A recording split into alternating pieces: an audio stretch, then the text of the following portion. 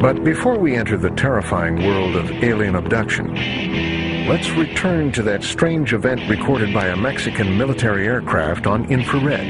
Nearly a dozen unidentified objects for which the military could find no explanation. Could this be definitive proof of alien visitations? On that fateful March afternoon in 2004, a routine military flight became a frantic effort to identify objects that seemed to be flying parallel to the plane. Invisible to radar and the naked eye, they were visible only in infrared.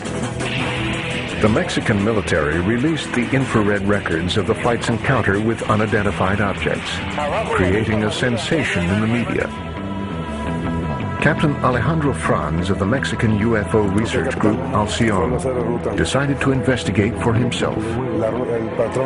Franz is a sort of skeptical believer. Though he thinks UFOs have visited Earth, he feels that investigators must rule out all alternative explanations before reaching a conclusion. I have been investigating these things because almost 90% of the times they are not UFOs.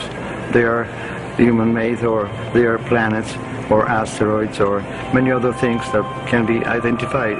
A pilot himself, Captain Franz wants to recreate the flight path of the military plane. Then, at the point where the crew encountered the UFOs, turn the plane directly toward the UFO sightings, because he thinks the objects might still be out there. The plane takes off from Villahermosa and climbs to 11,000 feet, heading almost due east. We are now at the same altitude as Villahermosa, so now we need to go to the first track point and go east, following the track until 89 degrees west longitude, to keep the same track of the military plane. The plane reaches the first point of contact with the UFOs. Franz instructs the pilots to head northwest, the same direction that the infrared camera was pointing. He's seen lights out that way before, and thinks he knows exactly what the military was tracking. I have been flying and crossing the Gulf of Mexico hundreds of times. These lights in the Gulf of Mexico are seen all the year, almost by night. Any pilot could see them in good weather conditions and good visibility. You could see them from 140, 150 miles out.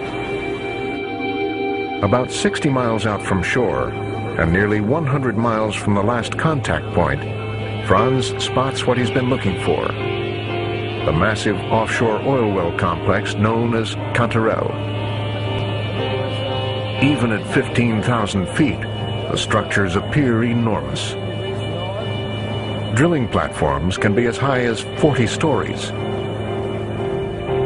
The flames, which can reach hundreds of feet, are caused by burning off excess gas to reduce pressure on the wells.